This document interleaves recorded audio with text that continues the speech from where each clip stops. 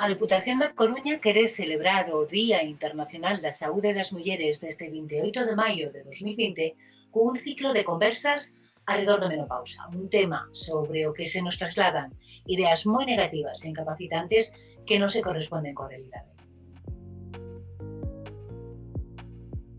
Sobre isto, imos falar con Rosa Alviral, xinecóloga e sexóloga, que ten reflexionado amplamente sobre a menopausa no seu blog Trótula Crítica, con artigos máis que recomendables como Menopausia merece a pena vivirla.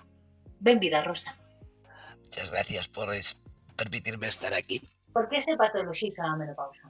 Bueno, pues básicamente porque la medicina ha tendido desde hace ya bastantes años en patologizar todo lo patologizable. Es decir, que de alguna manera muchos de los estados naturales, fisiológicos y que las personas vivíamos con mucha tranquilidad, pues bueno, han aparecido industrias farmacéuticas muy interesadas en que la población normal y sin patología pues haga uso de muchos medicamentos, complementos, etcétera.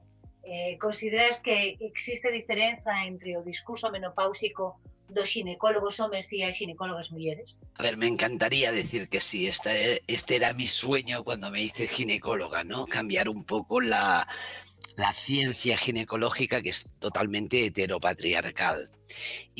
Pero he de decir que la ciencia tiene mucho poder y por lo tanto la mayor parte de mujeres ginecólogas, no digo que no haya excepciones, no tienen una visión crítica sobre toda la base patriarcal de la ginecología. Os cambios emocionais, como a irritabilidade, os cambios de humor, ansiedade, tristeza, insomnio, e tamén a aparición de patoloxías como infartos, embolias, diabetes, tensión alta, etcétera, están sempre relacionados cos cambios hormonais da menopausa.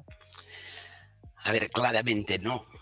Claramente son patologías que pueden aparecer o síntomas que pueden aparecer en cualquier momento de la vida y que están mucho más relacionados con estilos de vida, ¿no? Por ejemplo, yo qué sé, pues los hábitos de alimentación, el exceso de tóxicos, tabaco, etcétera, etcétera, y situaciones emocionales, porque la vida es una noria, ¿no? En la que puedes tener muchos eventos que te lleven a la felicidad o te lleven a la insatisfacción o al malestar, y todo esto se mezcla.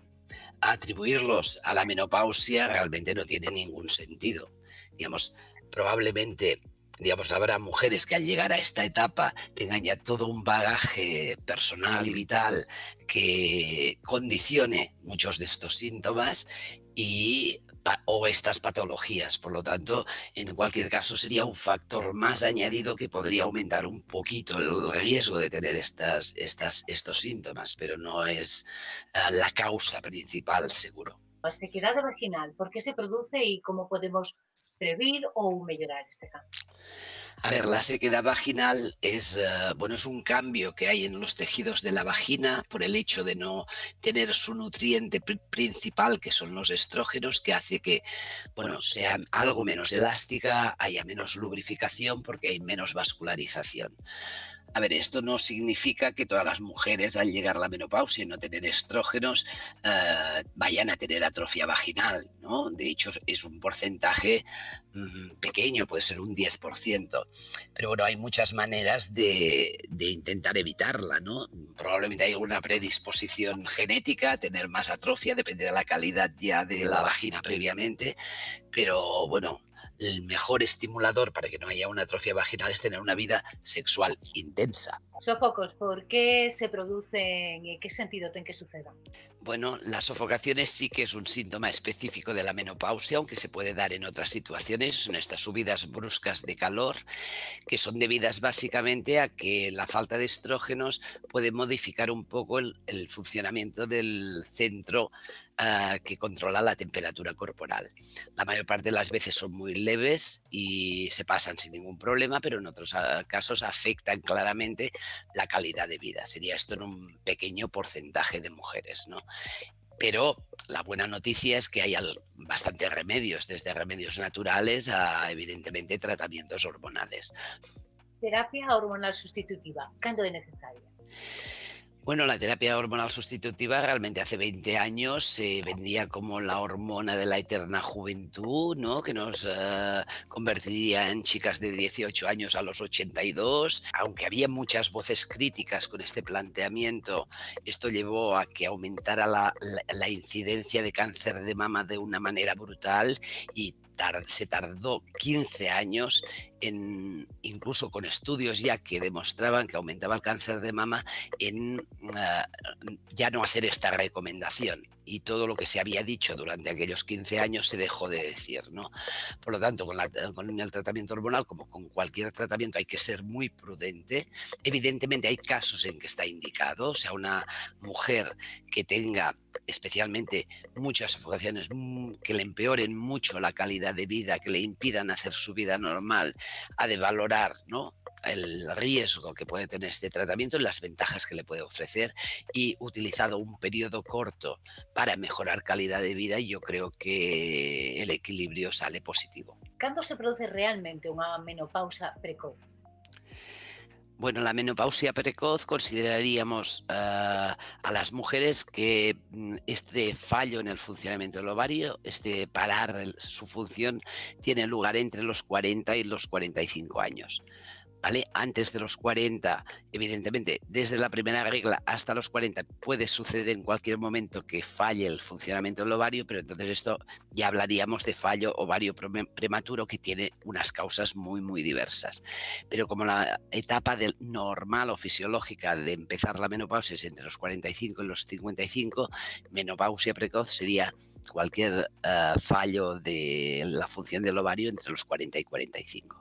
A que cousas temos que prestarlle atención antes de chegar á etapa da menopausa? Yo creo que la mejor fuente de felicidad y de salud es ser feliz. Durante toda la vida intentar tomar las cosas, o sea, con alegría, con positivismo. Yo creo que esto influye muchísimo en la salud, y evidentemente en la vida habrá etapas no tan happy, ¿no? Y en estas etapas, pues tendremos que tener una visión, digamos, al menos una vivencia no tan dramática a veces como las tenemos, ¿no?, en situaciones un poco de dificultad. Yo creo que esta es la clave, o sea, rodearte de personas no tóxicas, de alguna manera tomar decisiones que se basen en tus necesidades y no en las necesidades de todo tu entorno, ¿no?, que las valorarás, pero no han de ser las exclusivas, y este sería para mí el punto principal. Luego, además, todos los consejos de salud que damos en general, ¿no? Una buena alimentación, ejercicio, a reír mucho, es muy, muy interesante, a veces mejor que las flexiones, ¿no? Y bueno, de alguna manera evitar los tóxicos, buscar espacios para una misma, quiero decir que todo esto, o sea, es decir, básicamente escuchar tus necesidades. Que libro, canción, película nos recomendarías para chegarnos á menopausa e comprender de forma positiva os cambios que acontecen na vida e nos corpos das mulleres? Yo he elegido, ¿no?, el libro Nuestra menopausia, ah, una visión no oficial de Ana Freixas, ¿no?, que es bastante crítica desde el feminismo, evidentemente, y luego también un documental que se llama Menopausia Rebelde, que es de una persona francesa que se llama Adèle Tulin. Las dos tienen una visión muy positiva de la menopausia, y al final la conclusión es decir, bueno, aprovecha esta etapa para replantearte incluso todo lo que has hecho en tu vida y tomarla como una etapa en la que casi puedes hacer lo que quieras. Moitas grazas, Rosa, por botar luz sobre todos estes aspectos da menopausa, por axudarnos a perderlle o medo e por transmitirnos que merece a pena vivila. Muchísimas gracias.